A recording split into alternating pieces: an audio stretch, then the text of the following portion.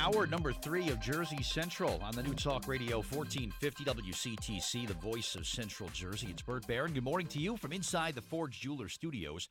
Wonderful to have you here with us today. Coming up a little bit later on in this 8 o'clock hour, we're going to talk to the owner of a winery in central New Jersey. And boy, the New Jersey Turnpike Authority has got it in for them over their choosing of some labeling of their products. And this is unbelievable. Wait till you hear this story. We're going to talk to the owner coming up, and we'll also have our Need to Know Things a little bit later on in this hour as well. Let's get to the Jersey Central Newsmaker Hotline. Welcome in my special guest who is with us here this morning. He is a Vice President, Energy Analysis at the American Gas Association.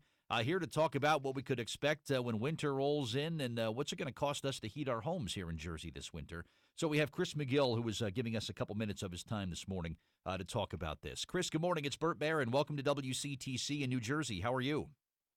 Good morning, Bert. I'm doing well today. Good. Wonderful to speak with you. The American Gas Association Winter Fuel Outlook, which was done to sort of see what we could expect when wintertime comes around. What are the heating bills going to look like this winter? Well, Bert, I'm going to step back from your previous caller a little bit, from his bizarro world of Mr. Smith leading the Jets to consecutive Super Bowls, Okay. and just try to look at this objectively. Yes, I agree. Last year's winter heating season, as you remember, was very warm. For the country nationally, we were 17% warmer, which is very significant when you think about all of the data that we have.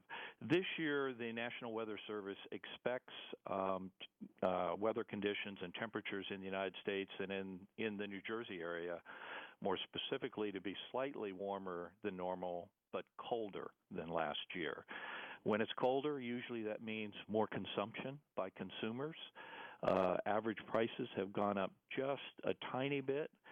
So as we look at those things all together, we expect consumers to see perhaps 9 to 10 to 11% increases in their heating bills, which we still expect to be maybe the fourth lowest that we've seen in the past 10 years. So gas is still a great value, but if people use more, if it's not quite as warm as it was last winter, bills will inch up a little bit. I guess it's supply and demand, a classic supply and demand, Chris. When you look at from that perspective, when it's colder, like you said, there's more consumption, more demand.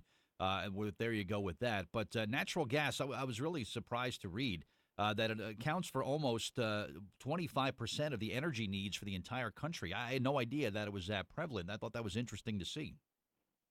Yeah, absolutely, and it's really in all phases of our life.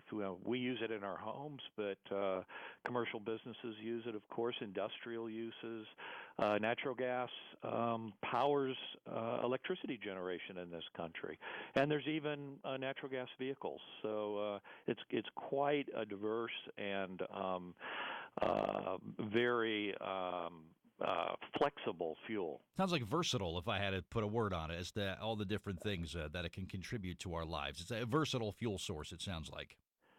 Yes, sir, and very abundant. The United States has an extraordinary resource of natural gas. In fact, we're the largest natural gas producing country in the world. So it is a product that is there, lower carbon than many of the other products that it substitutes for, so it's good for the environment, too. And for someone who's using a natural gas to heat their home this winter, a lot of it comes back to, the customers and consumers, taking those steps to make their homes as energy efficient as possible, doing things responsibly. You hear about, programmable thermostats that kind of adjust the temperature depending upon when you're at work or when you're at home. Even that comes down to sort of managing how much your consumption is and making sure you get the most for your money when it comes to consuming the gas, right? Absolutely. You've touched on a number of very important things. And remember that these are cumulative impacts. Everything that you do incrementally helps you conserve, helps you use less, which is of course, great for consumers. So even though prices have been pretty low, even though bills have been reasonably low over the past several years, and gas is a great value, it's always good, if you can, to look at those other steps that you can take to impact your fuel consumption. Do you see prices, this sort of a stabilization of prices for the next couple of years, maybe as production levels stay where they are? Yeah, actually, we see and expect that compared to history, natural gas prices, the cost of what the local gas utilities go out and purchase it for the people that use it, is going to stay relatively low. It's going to be relatively stable. We always have times when supply and demand, as you mentioned earlier, can lead to pricing peaks, but those tend to be short term, and they are supported by this enormous resource base that we have in the country. Much of it now in the eastern United States, which is a change with the development of unconventional resources in places like Pennsylvania. Yeah, this survey now, this study that is scheduled, it's released yesterday. Is this available for public consumption? People can view this report for themselves, this outlook forecast? Yes, we have information posted on www.aga.org, and folks have access to that through that online resource.